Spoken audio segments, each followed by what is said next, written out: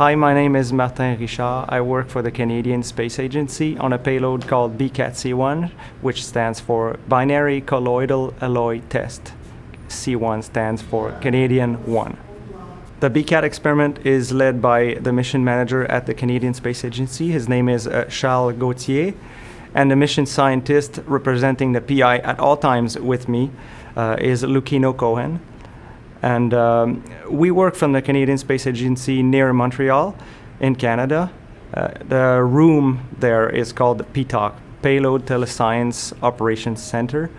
And we interface directly with the POIC in Huntsville, Alabama. And when the crew has questions about the experiment, they talk to Huntsville, but we hear what they say, and we respond directly to POIC, and they voice the answer back to the crew. Sometimes when it gets complicated and the crew has more difficult questions to answer, they will enable us on space to ground so we can talk directly to the crew.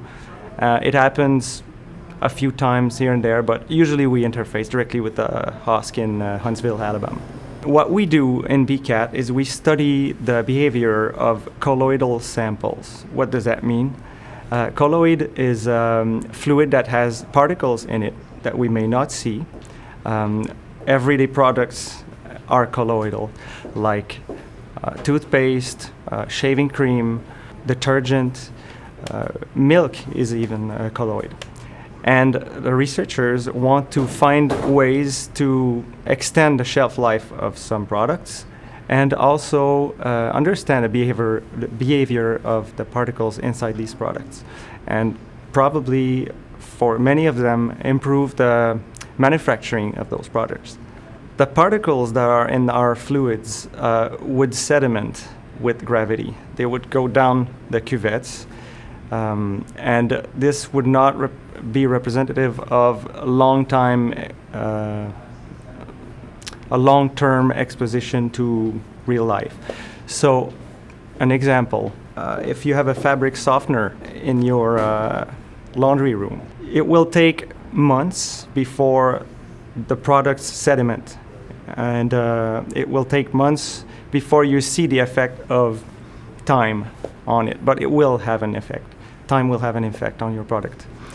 In space, we can simulate that with bigger particles in the fluids, and that's over 10 days approximately, instead of months. We can simulate aging of a product over 10 days. So that's what we try to simulate and track. The experiment consists of mixing the sample and following the evolution of the sample over 10 days by taking photographs of the sample every hour or so, and we see the evolution of the crystals in them. Actually, samples phase separate like oil and water, and then crystals start to form.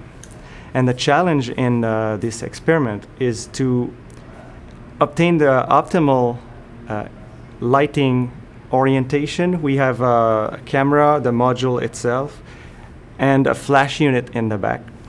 And we have to illuminate the sample at the right angle so we can see the crystals. Otherwise, the sample looks clear. It looks like water. So you need the proper angle, plus minus 5 degrees approximately, to see the crystals, and then the PI can determine the behavior of the sample over those 10 days.